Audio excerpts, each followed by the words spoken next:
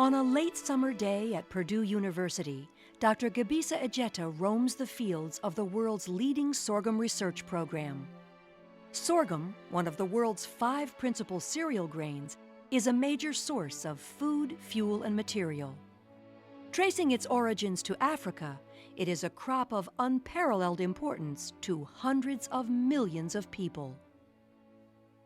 The story of our laureate also begins in Africa, in the hills of west-central Ethiopia.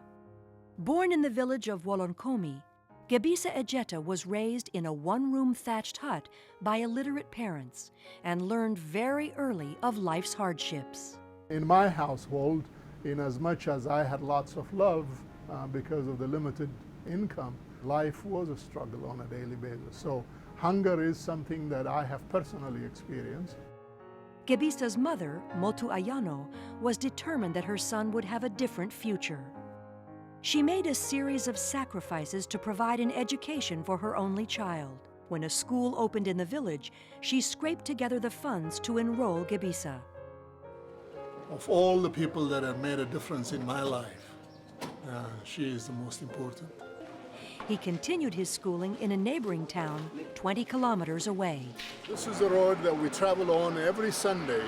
And we first walk about 15 kilometers, and the last 5 kilometers is really a killer road because from here on is all the way uphill, all the way to the school. Finishing 8th grade at the top of his class, Gebisa was selected to study at Jimma Agricultural and Technical School, where he graduated with distinction. He then entered Alamaya College. He excelled not only in the classroom, but on the basketball court as well, eventually earning a position on the Ethiopian national team. He intended to study agricultural engineering until a meeting with the head of the plant sciences department, Brahani Gebrakidan, changed his plans. He had just come back after completing his PhD at University of Minnesota. And so just about a year before he got back to Ethiopia, he had heard of Noam Borlaug's Nobel Prize. And so he used that as an incentive to tell me the opportunities that one will have in studying plant sciences. Shortly after obtaining his plant science degree from Alamaya, it would be a scientist from another university in the American Midwest that would dramatically alter the course of his life. Purdue professor and noted sorghum researcher John Axtell was collecting sorghum species throughout Ethiopia when Gebisa was invited to join him. Dr. Axtell was so impressed with the young man that he offered him a place in his graduate program. Gebisa accepted and in 1974 enrolled at Purdue. As his research continued there, political unrest was breaking out back home. And there was a civil war in the country in several directions, and I was advised not to return to Ethiopia. Despite the warnings, Gebisa returned briefly in 1976 to marry his wife, Senait. The two would go on to raise 5 children together, but would not return to their homeland for another 2 decades.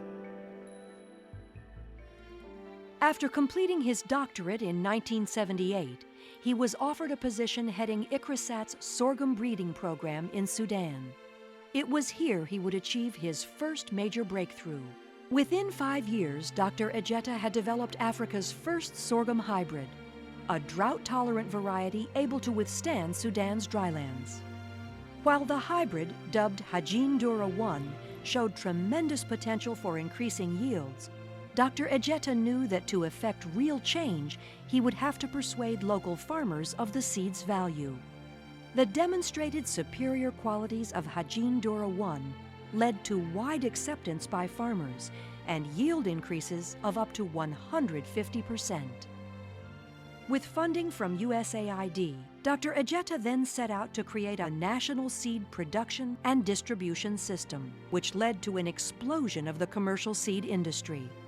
Thousands of Sudanese farmers have now harvested over 1 million acres of Hajin Dura 1, and more than a dozen seed companies are operating throughout the country.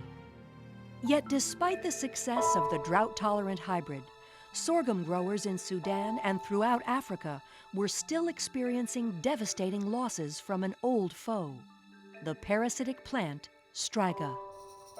Commonly known as witchweed, Striga is estimated to cause crop losses of up to 40% of Africa's total cereal harvest.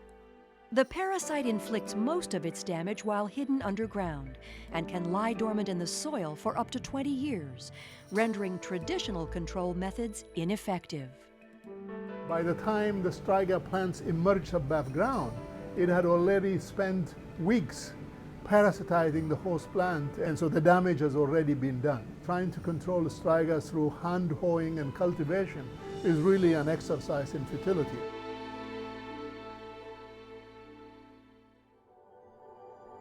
When Ejeta returned to Purdue to accept a faculty research position, he was determined to battle this scourge.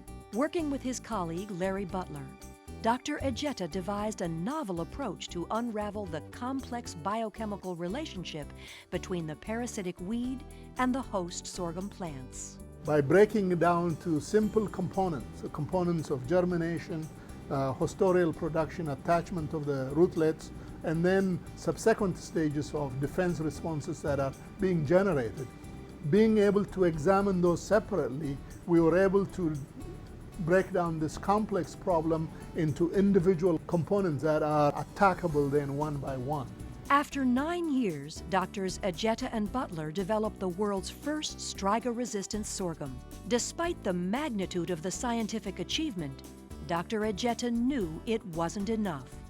The varieties had to reach African farmers. In 1994, working with USAID and World Vision, Drs. Ejeta and Butler produced 8 tons of Striga-resistant seed for 12 African countries.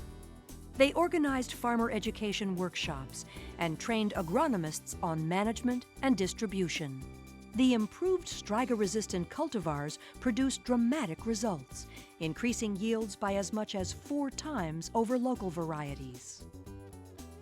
In 2003, Dr. Ejeta established an integrated Striga management project in Ethiopia, Eritrea, and Tanzania that emphasized combining the new varieties with water conservation and fertilization. Working with leaders and farmers across sub-Saharan Africa and educational institutions in the U.S. and abroad, Dr. Ejeta has strengthened agricultural networks and personally trained a new generation of scientists. His accomplishments have inspired countless others throughout Africa, especially in his native country. On a recent visit to his village in Ethiopia, the man who was once a national hero on the hardwood was hailed as a returning hero of humanity by hundreds of well-wishers. The fact that someone from that village had gotten to be recognized on a global scale, and that their small village was being put on a map, so to speak, they really took that with a great sense of pride. Dr. Ejeta's journey has taken him from the humblest of beginnings to the pinnacle of acclaim. This year, the World Food Prize is awarded to a man whose work is not confined to a single field, but covers several. From the science of plant genetics to the creation of thriving local markets, to the training of farmers in new agricultural techniques. His scientific discoveries have been revolutionary, but he has also served as a voice of the poor, working tirelessly to ensure that the benefits of his breakthroughs reach those who need them most. His dedication to that purpose has dramatically improved millions of lives throughout Africa and has earned Gebisa Ejeta the 2009 World Food Prize.